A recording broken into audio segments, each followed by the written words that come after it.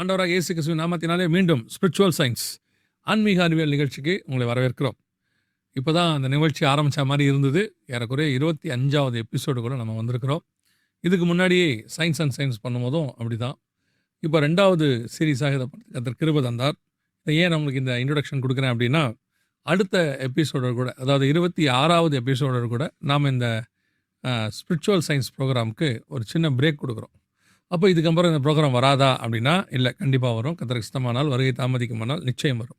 ஆனால் இந்த ப்ரோக்ராம் இல்லை, இதில் இது வரைக்கும் நீங்கள் என்னென்னலாம் டவுட்ஸ் இருக்குதோ, போன செக்ஷனில் கூட சொல்லியிருந்தோம், டவுட்ஸ் இருந்தால் கேளுங்க, கொஸ்டின்ஸ் அனுப்புங்க அப்படின்னு சொல்லியிருந்தோம். நிறைய பேர் கொஸ்டின்ஸ் அனுப்பியிருக்கிறீங்க, நிறைய கொஸ்டின்ஸ் வந்திருக்குது.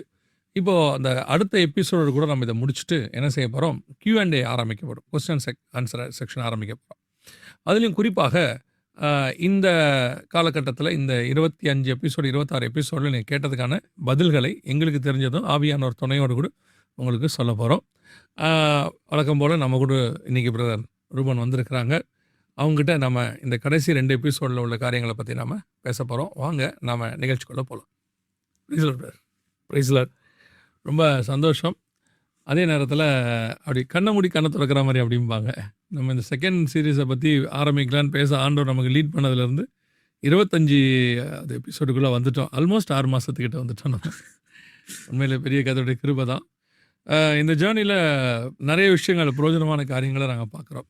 ஸோ இன்றைக்கி நம்ம இந்த தியாலஜி செக்ஷன் இறையியல்ல வேறு என்ன இன்றைக்கி நம்ம பார்க்கணும். Once again all glory to Jesus. ஏன்னா நீங்கள் சொன்ன மாதிரி இப்போ ஆரம்பித்த மாதிரி இருக்குது. சயின்ஸ் அண்ட் சயின்ஸ் வந்து 1 இயர் போச்சு. ஆனால் இது இப்போ ஆரம்பித்த 6 மாதம் ஆகுதுங்கிறது அன்பிலீவபிளாக இருக்குது. இப்போ தான் ஆரம்பித்த மாதிரி இருக்குது, அதுக்குள்ளே இவ்வளோ டைம் ஓடி இருக்குங்கிறது பிரமிக்கத்தக்க விஷயம். அது கரெக்டாக ஆண்டவருடைய ஆவியானவர் கைட் பண்ணி அதை லீட் பண்ணதை நம்மளால் நல்லாவே உணர முடிஞ்சு. So 200% glory to Jesus. And thank you once again for your invitation. So நீங்கள் சொன்ன மாதிரி நிறைய பேர் கொஷின் அனுப்பிச்சிருந்தாங்க. ஐ திங்க் இவங்க கொஷினை இந்த கேட்ட கொஷின்ஸுக்கு ஆன்சர் பண்ணாலே ஆல்மோஸ்ட் ஒரு 7-8 எபிசோட்ஸ் போயிடும்னு நான் நினைக்கிறேன். இது வரைக்கும் வந்தது சொல்கிறீங்க. ஆமாம், இப்போ இன்னும் வர வேண்டியது இருக்கு இல்லையா, நிறையா. ஆமாம். ஸோ ரெண்டாவது இந்த கேள்வி பதில் செக்ஷனுங்கிறது ஒரு ரொம்ப யூஸ்ஃபுல்லான செக்ஷனாக இருக்கும். பட் நம்ம அதை பற்றி அப்போ வரும்போது பேசலாம் நம்ம நினைக்கிறோம். இன்றைக்கி நம்ம ஏரியாவில் என்ன மெயினாக பார்க்க போகிறோம். ஸோ நம்ம டிஸ்கஸ் பண்ண மாதிரி இந்த எபிசோடும் இதுக்கு அடுத்த எபிசோடுக்கும் அப்புறம் நம்ம கொஷின்ஸ் நம்ம பார்க்க போகிறோம். ஸோ இந்த 2 எபிசோடு ஏன் ஸ்பெசிஃபிக்காக இப்போயே கூட நம்ம Q&A ஆரம்பிச்சிருக்கலாம். பட் ஸ்டில் அது ஏன் நம்ம பண்ணல அப்படின்னா, அந்த கண்டினியூட்டி மிஸ் ஆகிடக்கூடாது அப்படிங்கிறதுக்கு தான். லாஸ்ட் ஒரு 3-4 எபிசோட்ஸாக நம்ம வந்து அந்த கிருபையும் கிரியையும் வச்சு நம்ம பார்த்துட்டு இருக்கோம். ஆமாம். ஸோ அதை கொஞ்சம் ஒரு ப்ராம்ப்டாக ஒரு ப்ராப்பராக ஃபினிஷ் பண்ணிட்டா ஐ திங்க் அந்த மாடூல் கம்ப்ளீட் பண்ணுறதுக்கு அது வசதியாக இருக்குங்கிறது என்னுடைய தாட். ஒரு பாடத்திட்டம் முழுமை பெற்ற மாதிரி இருக்கும். ஆமாம், ஆமாம். ஸோ நம்ம ஃபஸ்ட்டுலேருந்து அந்த செகண்ட் மாடூல் வந்து நம்ம ஐ திங்க் 6வது எபிசோட்லேருந்து ஆரம்பிச்சோம்னு நினைக்கிறேன். அதுலேருந்து இப்போ செகண்ட் மாடூல் போயிட்டுருக்கு, which is who is god who is man அப்படிங்கிற மாடூல் நம்ம இப்போ வரைக்கும் பார்த்துட்டு இருக்கிறோம். அதில் குறிப்பாக நம்ம ஒரு ஒரு ஒரு ஒரு தீமில் நம்ம பார்த்துட்டு இருக்கிறோம். என்ன அப்படின்னா, அதான் பார்த்தீங்கன்னா நம்மளுக்கு வந்து இந்த ஹியூமன் அட்டானமி, மனுஷனுடைய தன்னாட்சி சுதந்திரங்கிறது எவ்வளோ பெருசு, அதுக்குள்ளே எந்த அளவுக்கு நம்ம கொடுக்காத பட்சத்தில் காடு செயல் பண்ண முடியாது, இந்த மாதிரி காரியங்கள்லாம் பார்த்துட்டு இருக்கோம். ஸோ இன்றைக்கி அதே ஒரு இதை வச்சு தான் நம்ம பார்க்க போகிறோம். இன்னைக்கு போகிறதுக்கு முன்னாடி பைபிளை பற்றி ஒரு விஷயம் சொல்லணும். என்ன அப்படின்னா, ஒரு சயின்டிஃபிக் எக்ஸாம்பிள் வச்சு நான் சொல்கிறேன்னே. இப்போ இது வந்து ஒரு மொபைல் ஃபோன் வச்சுக்கோங்க. இந்த மொபைல் ஃபோன் இருக்குது. இந்த மொபைல் ஃபோன் வந்து 3 டைமென்ஷனல் ஆப்ஜெக்ட் நம்ம சொல்கிறோம். அதில் நம்ம மேத்தமெட்டிக்கலாக பார்த்தோம்னா, ரெண்டு ஃபிசிக்ஸை வச்சு பார்த்தோம்னா, இது ஒரு x dimension, y dimension, z dimension, 3 dimension இதில் பார்க்கலாம் நம்ம. அதனால தான் இதை 3 டைமென்ஷனல் இமேஜின்னு சொல்கிறோம். இதை யூஸ்வலாக இதை பார்க்குறதுக்கு நம்ம மனுஷனுக்கு இருக்க கெப்பாசிட்டி வந்து பார்த்திங்கன்னா, ஒரே நேரத்தில் இதை மொத்தத்தையும் அப்படி பார்க்க முடியாது. அந்த எபிலிட்டி நம்மளுக்கு கிடையாது. இதில் யூஸ்வலாக என்ன பண்ணுவாங்கன்னா, ஃபிசிக்ஸில் ஃப்ரேம் ஆஃப் ரெஃபரன்ஸ்னு சொல்லுவாங்க. நீங்கள் எந்த இடத்துலேருந்து பார்க்குறீங்க அப்படி பார்க்கும்போது மேக்ஸிமம் 3 வியூ சொல்லுவாங்க. Top view, side view, bottom வியூன்னு சொல்லுவாங்க. ஆனால் இதை ஒவ்வொரு இதாக இப்படி திருப்பி திருப்பி பார்க்கும்போது ஆல்மோஸ்ட் கவுண்ட்லெஸ் நூற்றுக்கணக்கான வியூஸ் நீங்கள் இதில் பார்க்கலாம். நூற்றுக்கணக்கான ஃப்ரேம் ஆஃப் ரெஃபரன்ஸ் இருந்து நம்ம பார்க்கலாம். அதான் நம்ம பெர்ஸ்பெக்டிவ்ஸ்னு சொல்கிறோம். இப்படி பார்க்கும்போது உங்களுக்கு ஒரு குறிப்பிட்ட பொசிஷன் உங்களுக்கு இதில் தெரியும் ஃபோனில். ஒருவேளை இப்படி திருப்பி பார்த்தோம்னா இன்னொன்று கொஞ்சம் தெரியும். கொஞ்சம் கொஞ்சம் நகட்ட ஒரு சைடு மறையும், இன்னொரு சைடு நம்மளுக்கு தெரிய ஆரம்பிக்கும். இதான் வந்து நம்ம 3 டைமென்ஷனல் ஆப்ஜெக்டே நம்ம ஒரே நேரத்தில் எல்லாத்தையும் பார்க்குற ஒரு எபிலிட்டி வந்து மனுஷங்களுக்கு கிடையாது. இதை எக்ஸாம்பிளாக வச்சுட்டு இப்போ காட்ஸ் நேச்சர் வச்சு பார்ப்பேன். காடுடைய டைமென்ஷன் எத்தனை நம்மளுக்கு யாருக்குமே தெரியாது. ஆமாம், நம்ம அடிக்கடி அதை பேசியிருக்கோம்.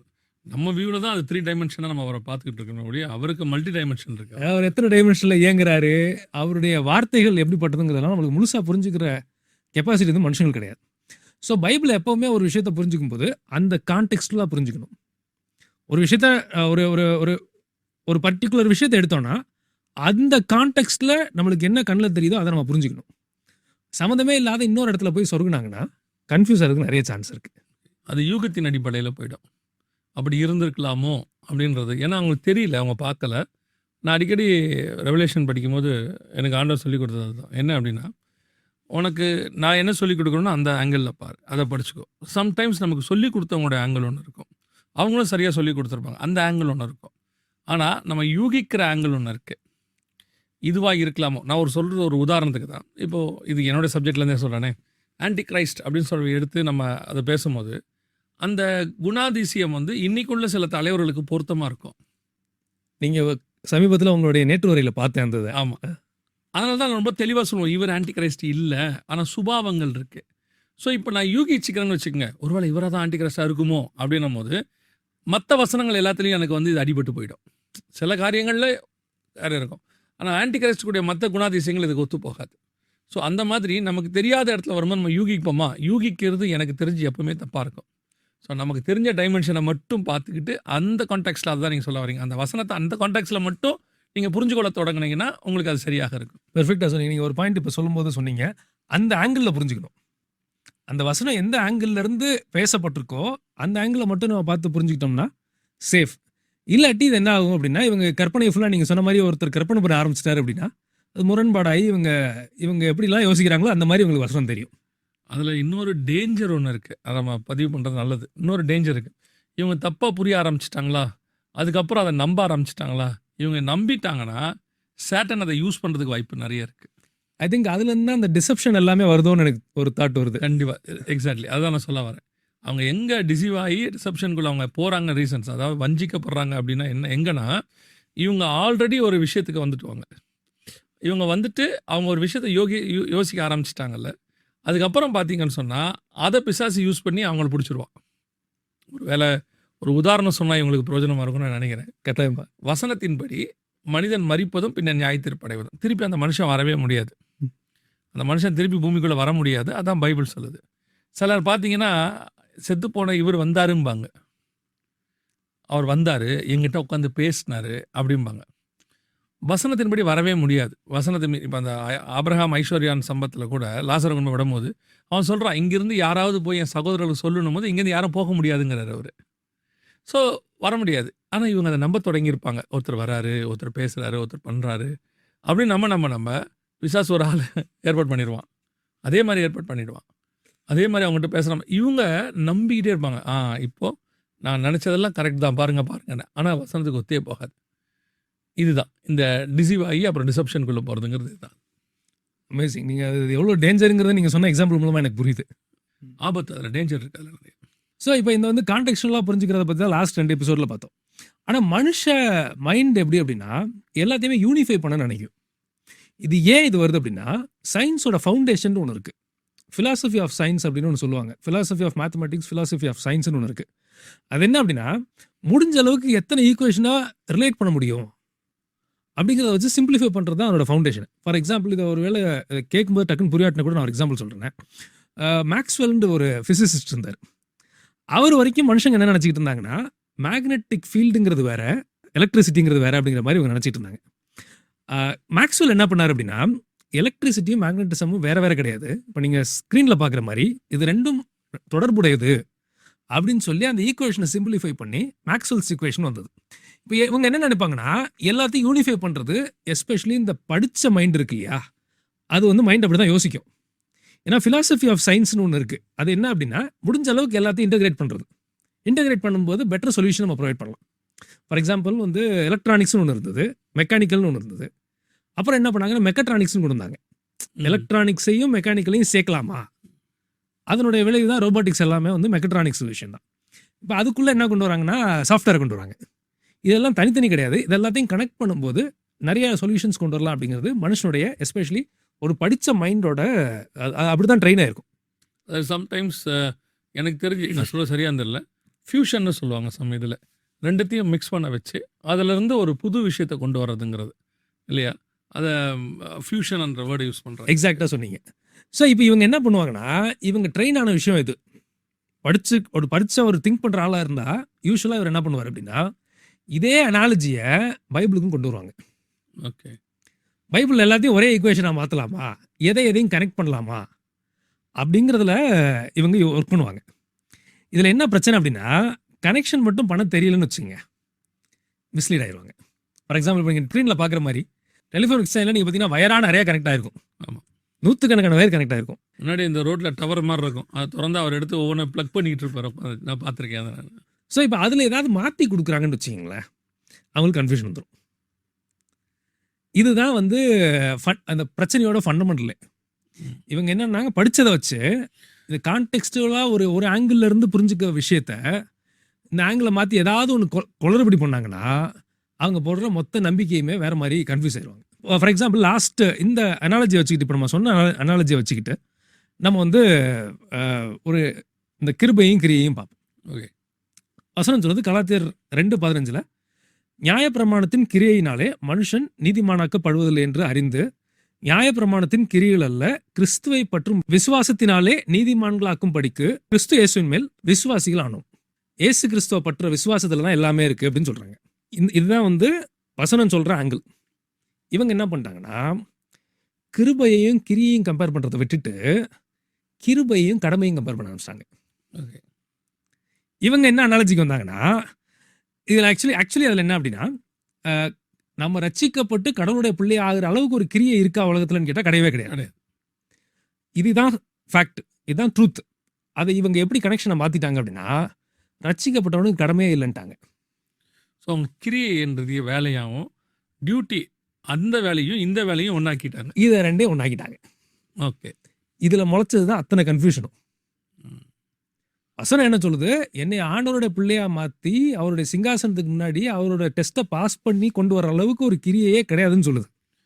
இன்னும் கொஞ்சம் ஈஸியாக புரிகிற மாதிரி உங்களுக்கு சொல்லணும்னா, எந்த வேலையும் செஞ்சு நீ பரலோகத்துக்கு போக முடியாது, அதனால வேலையே செய்யாதுன்ற இடத்துக்கு இவங்க வந்துட்டாங்க. இவங்க என்ன வேண்டிய வேலையை கூட செய்யாதுன்ற இடத்துக்கு இவங்க என்ன பண்ணிட்டாங்கன்னா, ரட்சிக்கப்பட்ட ஆளுக்கு கடமைங்கிறதே கிடையாதுன்ட்டாங்க. அதுதான் நான் சொல்றேன். திரும்ப ஒரு எக்ஸாம்பிள் சொல்றேன். நம்ம வந்து ஒரு விஷயத்தை இப்படி பார்த்து புரிஞ்சுக்கிறோம், இங்கேருந்து பார்த்தா ஒரு விஷயம் தெரியுதுன்னா, சம்மந்தம் இல்லாமல் எங்கிட்டாவது போய் கனெக்ஷன் பண்ணாங்க, ஆங்கிளை தப்பாக ஏதாவது ஒன்று மாற்றி குழப்பி பண்ணோம்னா அது மீனிங் புரியாமல் போயிடும். இந்த இவங்க புரிஞ்சுக்கிட்டு இப்போ ஒன்று சொன்னாங்க இல்லையா, கிரியையையும் கடமையையும் இல்லையா, ஒர்க்கையும் டியூட்டியையும் அவங்க என்ன செஞ்சுட்டாங்க, சாக்ரிஃபைஸ் இந்த மாதிரி வந்து நம்ம ஒன்று செலுத்த முடியாது பரலோகத்துக்கு போகிறதுக்கு. உன்னால் எந்த சாக்ரிஃபைஸும் பண்ண முடியாது, நீ பலியாக முடியாது, நீ சிலுவை சுகமாக்க முடியாது, நீ என்ன பண்ணாலும் பரலோகத்துக்கு போக முடியாது. இதாங்க இல்லையா? அதை இவங்க இப்போ எப்படி ஆக்கிட்டாங்கன்னா, நீ கிருபை இருக்கிறதுனால நீ எதையுமே செய்ய வேண்டியதில்லை, உன் டியூட்டியை கூட செய்ய தேவையில்லை. டியூட்டியே இல்லைன்ட்டாங்க. டியூட்டி இல்லைன்ட்டாங்க. ஓகே, டியூட்டியே இல்லைன்ட்டாங்க. ஆனால் ஆண்டவர் தெளிவாக சொல்கிறாரு, லூக்கா 17:10 நம்ம வாசிக்கிறோம், அப்படியே நீங்களும் உங்களுக்கு கட்டளையிட்ட யாவற்றையும் செய்த பின்பு நாங்கள் அப்ரோஜனமான ஊழியக்காரர், செய்ய வேண்டிய கடமையை மாத்திரம் செய்தோம் என்று சொல்லுங்கள் என்றார். செய்ய வேண்டிய வேலை அப்போ ஒன்று இருக்குது, அந்த இடத்துல கடமைன்னு ஒன்று இருக்குது, அதை செஞ்சு முடிச்சது செய்ய முடிச்சு சொல்கிறாருன்னா அப்போ கண்டிப்பாக செய்யணும்னு அர்த்தம். அதுக்கு அதை செய்யாமல் இருந்தால் குற்றம், அது குற்றம், அது ஏன்னா அது கடமை. இவங்க என்ன பண்ணிட்டாங்க, கிரியையும் கிருபையும் கம்பேர் பண்ண வேண்டிய ஆட்கள் கிருபை இருக்கிறதுனால கடமையே இல்லைன்ட்டாங்க. ஓகே, இது இப்படி கூட சொல்லலாமா, கிரியைக்கும் கடமைக்கும் உங்களுக்கு வித்தியாசம் தெரியல. எக்ஸாக்டாக சொன்னீங்க. ஓகே, கிரியைங்கிறது அந்த கிரியையினால ரட்சிப்பை விளைவிக்கிற ஒரு கிரியை இருக்கான்னு கேட்டால் கிடையவே கிடையாது. ஆனால் கடமைங்கிறது நம்மளுக்கு கொடுக்கப்பட்ட கடமைன்னு ஒன்று இருக்குது. அதான் ஆண்டவர் ஒரு பேரபிளில் வேற சொல்கிறாரு, ஒருத்தனுக்கு வந்து 5 தாளந்து கொடுக்குறாரு, இன்னொருத்தனுக்கு 2 கொடுக்குறாரு, இன்னொருத்தனுக்கு 1 கொடுக்குறாரு. அந்த ஃபஸ்ட்டு 2 பேரும் வந்து 100% ரிட்டர்ன் கொடுத்துட்றாங்க. ஒருத்தர் ஒன்றுமே செய்யாமல் இருந்துக்கிட்டு நான் நல்லா சேஃபாக வச்சுருக்கேன் அப்படின்னு சொல்கிறாரு. அது வந்து குற்றங்கிறார் ஆண்டவர். கிரியை செய்யலை அவர், அந்த இடத்துல அவர் கடமை செய்யலை, அவர் செய்ய வேண்டிய கடமையை செய்யலை. ஸோ இதில் வந்த பிரச்சனை தான் இதில் எல்லா பஞ்சாயத்தும் இதில். ஓகே, அதனால தான் நம்ம சொல்கிறோம், கிரேஸ் வந்து டியூட்டியை ரீப்ளேஸே பண்ணல. நம்மளுக்கு கொடுக்கப்பட்ட டியூட்டியை நம்ம தான் செய்யணும்னு நினைக்கிறாரு. கிருபை வந்து கடமை எல்லாத்தையும் அழிச்சிட்டு லாலெஸ்னஸ்க்குள்ள ஒரு மனுஷனை கொண்டு போயிருச்சான்னு கேட்டால் டெஃபினட்டாக கிடையாது. இதை இவங்க புரிஞ்சுக்கிட்டாங்கன்னா கரெக்டாக இருப்பாங்க. ஒருவேளை ஏதாவது மாற்றி பண்ணாங்க அப்படின்னாங்கன்னா இவங்க கன்ஃபியூஷன் ஆயிடுவாங்க. அப்போது இந்த புரிதல் வர்றதுக்கு நான் என்ன யோசிக்கிறேன்னா, இப்படி ஒரு தியாலஜிக்கல் ஒரு ஸ்டடி ஒன்று அவங்களுக்கு தேவைப்படுது டெஃபினட்டா. ஏன் அப்படின்னா, சில நூற்றாண்டுகளாகவோ அல்லது சில தசாப்தங்களாகவோ இவங்க என்ன ஆயிட்டாங்க அப்படின்னு கேட்டிங்கன்னா, இந்த கிரியையையும், டியூட்டியையும் புரியாம கன்ஃப்யூஸ் ஆகி, அத ஒரு டாக்ட்ரினா எடுத்து, அதில டிசீவ் ஆனவங்க அல்லது ஏமாற்றப்பட்டவங்க அதிகமா இருக்கிறாங்க. வஞ்சிக்கப்பட்டவங்க நெறைய பேர் இருக்கிறாங்க. அப்ப திருச்சபைகளுடையதான மிக முக்கியமான கடமைகளில் ஒன்று, வேத பாடம் எடுக்கணுங்கிறது கண்டிப்பா teaching must there. Not only preaching, டீச்சிங்கும் அவசியமாக இருக்கு. அப்ப திருச்சபையானது இந்த போதிக்கும் பொழுது, இந்த போதனைகளில் இது ஒரு பாடமாக இம்பார்ட்டன்ட்டாக கருதப்பட வேண்டும். சொல்லப்படணும். ஏன்னு சொன்னா, இது ஒரு சரிங்கிற இடத்துக்கு ஒரு தப்பு மாறிட்டு இருக்கு. இவங்க இதுதான் சரின்ற இடத்துக்கு தப்பு மாறிடுச்சு. இப்போ உதாரணமா கிதியோன் ஒரு ஏபோத் செய்தாரு. ரொம்ப காலமா அவர் செய்தது விக்கிரகமாகி, அது சரின்ற அளவுக்கு ஜனங்க இருந்தாங்க. அது தப்புன்னே அவங்களுக்கு தெரிய வரல.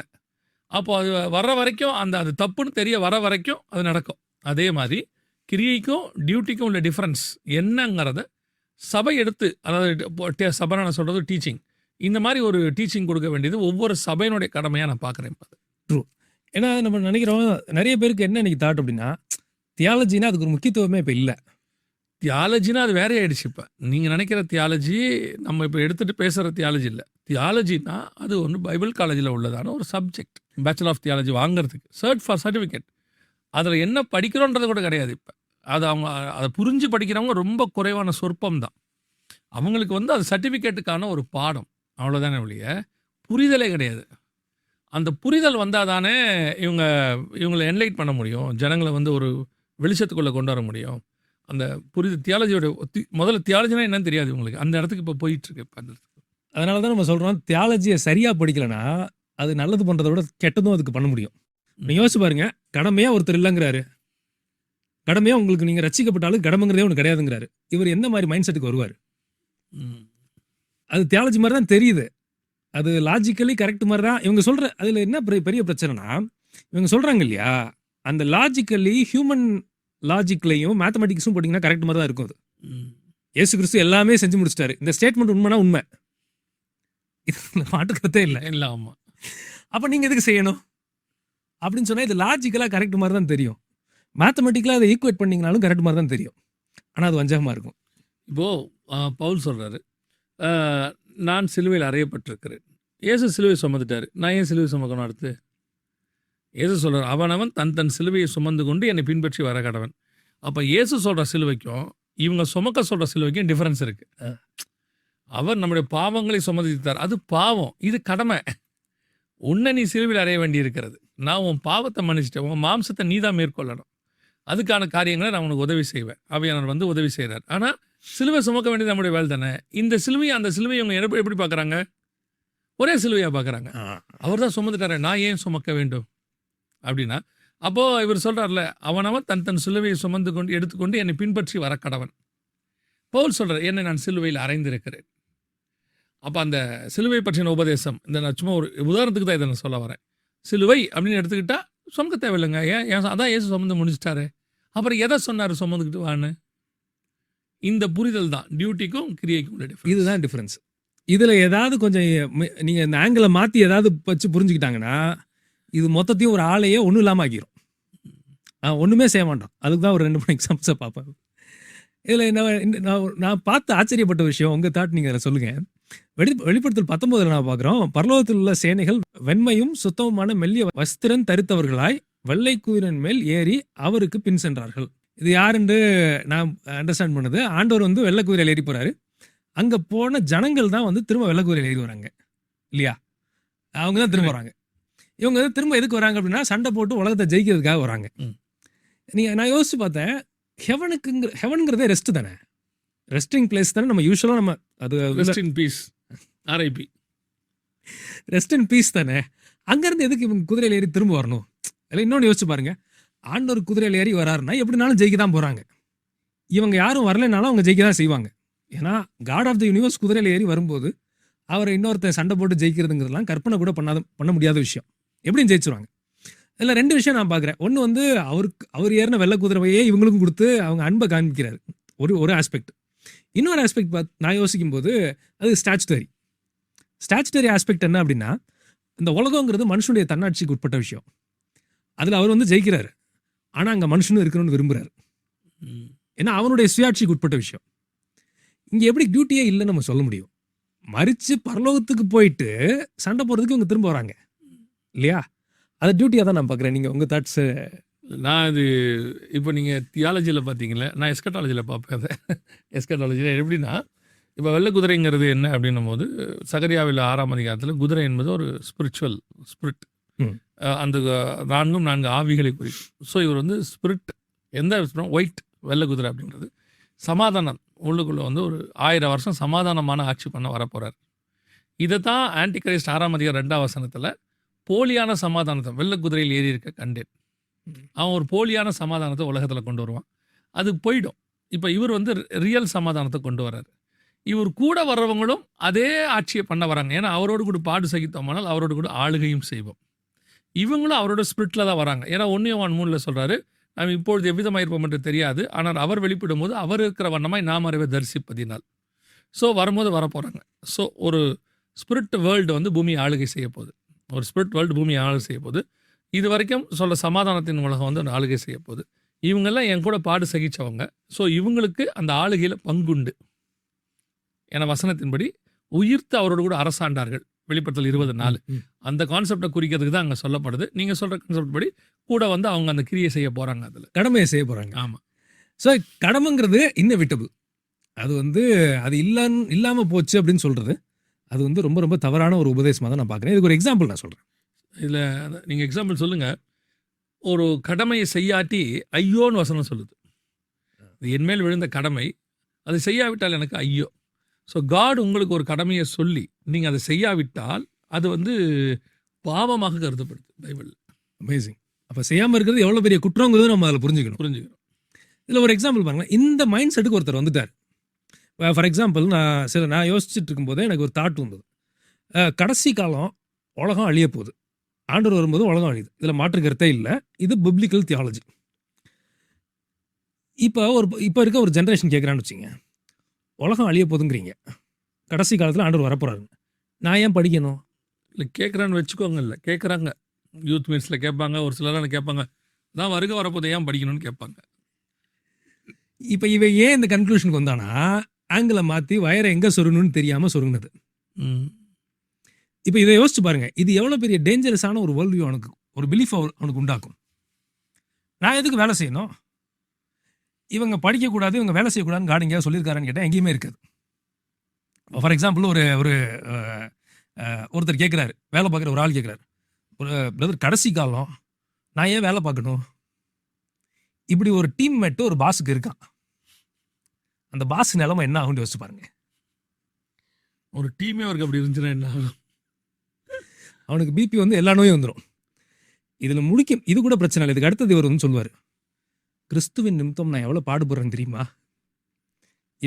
இவன் ஒரு மைண்ட் செட்டில் இருக்க பிரச்சனை இல்லை. இவன் பண்ணுற வேலைனால இவன் பாஸுக்கு ப்ரெஷராக வந்திருக்கும். ஆனால் இவனுக்கு மைண்டில் என்ன பிலீஃப் வரும் அப்படின்னா, கிறிஸ்துவுக்காக நான் எவ்வளோ பாடுபடுறேன், இந்த உலகம் என்னை பகைக்குதும்பா. அதாவது இந்த செய்ய வேண்டிய கடமையை செய்யாததுனால அதனால வரக்கூடிய விளைவை கிறிஸ்துவின் நிமித்தம் வர பாடுன்னு நினச்சிப்பான் அவன் நினச்சிக்குவான். ஓகே, இவன் லைஃப் முடிஞ்சிடும். அதாவது நான் எப்படி பார்க்குறேன் அப்படின்னா, இப்போ இவங்க வந்து சில விஷயங்களில் மட்டும்தான் இப்படி இருக்காங்கன்னு நினைக்கிறேன். வருகை வரப்போகுது, அதே எக்ஸாம்பிள் நான் எடுத்துக்கிறேன். வருகை வரப்போகுது, படிக்க வேண்டாம், வருகையில் போகிறோம் அப்படின்னு அவன் நினைக்கிறான்ல. நைட் சாப்பிடாம படுக்கிறானா? அது பசிக்கும்ல. நாளைக்கு காலையிலைக்கு ரெடி பண்ணாமல் இருக்கானா? மாவாட்டாமல் இருக்கோமா? இல்லையா? நாளைக்குன்னு ஒரு ப்ரிப்பரேஷன் நம்ம மைண்டில் இருக்குல்ல.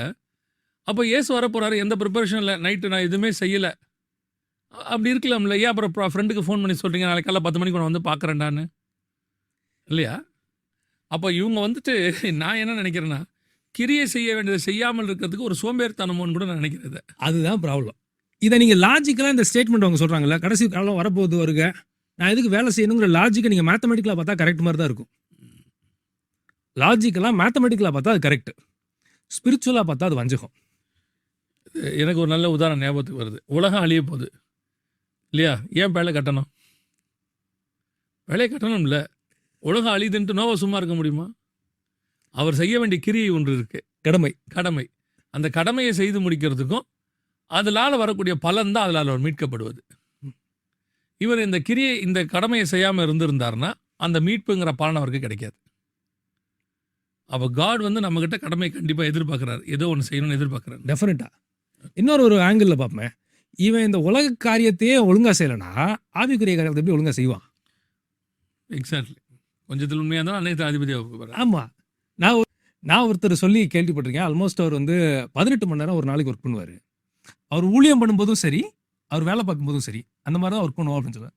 நான் உங்களை பார்த்துருக்கேன், நீங்கள் எவ்வளோ பிஸியாக இருப்பீங்கிறதையும் நான் பார்த்துருக்கேன். இதெல்லாம் நம்மளுக்கு கொடுக்கப்பட்ட கடமை தானே. இல்லை, அது செய்யறதுக்கு தான் அந்த வேலையை நம்ம அதை செய்யணும் கண்டிப்பாக. இப்போது நான் ஒரு உதாரணத்துக்கு சொல்லுறேன், வருகை வரப்போகுது அப்படிங்கிறதுனால நம்ம ரூமை சாத்திட்டு வெறும் ஜோம் மட்டும் பண்ணால் பத்துமானா பத்தாது. அது அந்த வருகைக்கு அந்த நேரத்தில் ஆயத்தப்படுத்து இதில் நிறைய விஷயங்கள் இருக்குது. அதெல்லாம் செய்யாமல் சும்மா இருக்கிறது பாவமாக கருதப்படும். அதுதானே இல்லையா? அப்போது 18 ஹவர்ஸ் இன்னும் ஒருபடி மேலே போய் பார்த்தீங்கன்னா, உலக பிரகாரமாக 12 மணி நேரம் வேலை செஞ்சுருந்தா இதுக்கு ஒரு 18 மணி நேரம் வேலை செய்யணும். ஜாஸ்தியாக தானே பண்ணணும். ஆமாம், அதான் ஒரு 1/2 அன் ஹவர் 1 ஹவர் எக்ஸ்ட்ரா செய்யணும். ஏன்னா நம்ம ஹெவன்லி கிங்டமுக்கு வேலை பார்க்குறோம். இப்போ எப்படி ஆயிடுச்சு, அங்கே தான் நான் 12 மணி நேரம் வேலை செஞ்சேன், இங்கே நான் வந்து வேலை செய்ய வேண்டியது இல்லை. ஆண்டவர் எல்லாம் செஞ்சு முடிச்சிட்டாரு. நான் ரெஸ்ட் எடுக்க தான் இங்கே வந்திருக்கேன், ரட்சிக்கப்பட்டது ரெஸ்ட் எடுக்க தான் அப்படிங்கிற மாதிரி ஆயிடுச்சு. அப்படி மாறிடுச்சு. இதில் என்னன்னா, இவங்க வெளியில் பேசும்போது இவங்களோட அந்தரங்கம் வந்து இந்த மாதிரி ஏதாவது ஒரு தப்பான ஒரு விஷயத்தை பிலீவ் பண்ண ஆரம்பிச்சிருப்பாங்க. ஆனால் அவங்க பேசுறது வந்து பார்த்தீங்கன்னா வேறு ஏதோ ஒன்று பேசுவாங்க. ஃபார் எக்ஸாம்பிள் சொல்லணும்னா, மோசைக்கு வந்து திரும்ப போனால் கொன்றுவாங்கிற பயம் இருக்கும். அந்த பயத்தினால இவர் என்ன சொல்லுவார், எனக்கு வந்து வாய் பேச முடியல, இந்த மாதிரி பல காரியம் இதெல்லாம் இருக்குது உண்மை. ஆனால் ஃபவுண்டேஷன் பார்த்தீங்கன்னா அங்கே போனால் நம்மளை கொன்றுவானோ அதை தெரிஞ்சு தான் ஆண்டவர் சொல்லுவார், உன்னைய கொல்லணும்னு நினச்சவெல்லாம் செத்துட்டான், இப்போ நீ போ அப்படிம்பார். சம்மந்தம்லாம் வார்த்தையை சொல்லுவார். கரெக்ட். அவன் இங்கே அதை பற்றி சொல்லியிருக்கவே மாட்டான். ஆனால் மனசுக்குள்ளே அவனுக்கு அவருக்கு இருந்த பயம் என்னென்னா, அது போனால் நம்ம கொலை பண்ணிடுவான். அதே மாதிரி இவங்களுக்கு ஏதோ இவங்க பிலீஃப் சிஸ்டமில் ஏதோ ஒரு கரப்ஷன் உள்ளே வந்திருக்கும், வஞ்சகம் வந்திருக்கும். அதனால இவங்க என்ன பேசுவாங்கன்னா, ஆண்டவர் தான் வராருல்ல, நான் எதுக்கு வேலை செய்யணும், எனக்கு எதுக்கு கடமை அப்படிங்கிற மாதிரி நரேட்டிவ் மாற்றுவாங்க. அதில் வர்ற விளைவு என்ன சொல்லுவாங்கன்னா, உலகம் எங்களை பகைக்கிறது, ஆண்டவருக்காண்டி நாங்கள் வழியை சுமக்கிறோம் அப்படின்னு சொல்லுவாங்க. வேலை செய்யாமல் சும்மா இருந்துட்டு அதுக்கப்புறம் கண்டிப்பாக ஒரு தரித்திரம் வரும். ஸ்பிரிச்சுவலாகவும் சரி, ஒரு ஊழியத்துக்குன்னு பாதையிலே நான் சொல்கிறேன். நீங்கள் உலக பிரகாரமாக ஒரு 8 மணி நேரம் 10 மணி நேரம் வேலை செஞ்சீங்க, விட்டுட்டு ஊழியத்துக்கு வரீங்க. அப்போ ஊழியத்துக்கு வந்தால் 10 மணி நேரம் வேலை செய்யணும். ஞாயிற்றுக்கிழமை மட்டும் வேலை செஞ்சால் போதுங்கிற முடிவுக்கு நீங்கள் வரீங்க. ஆனால் காட் என்ன எக்ஸ்பெக்ட் பண்ணுறாருன்னா, அதை விட எனக்கு அதிகமாக தான் செய்யணும்னு அவர் எதிர்பார்க்குறாரு. அப்போ நீங்கள் அந்த 8 மணி நேரம் வேலை செஞ்சால் போதும், ஞாயிற்றுக்கிழமை மட்டும் பண்ணால் போதும்னு முடிவு எடுக்கும்போது அதுக்குரியதான பலன் தான் உங்களுக்கு வரப்போகுது.